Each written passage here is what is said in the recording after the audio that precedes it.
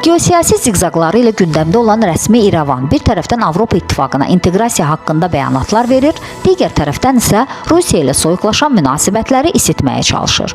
Ölkə hazırda nə qərbə, nə də şərqə tam yön ala bilir. Tərəddüdlərlə dolu bir siyasi palitrada öz yerini axtarır.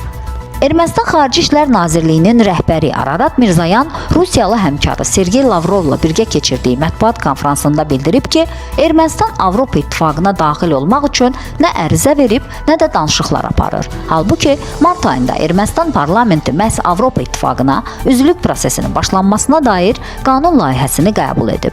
Çin rəhbəri isə qanun layihəsinin sadəcə ictimai təşəbbüs olduğunu bildirir.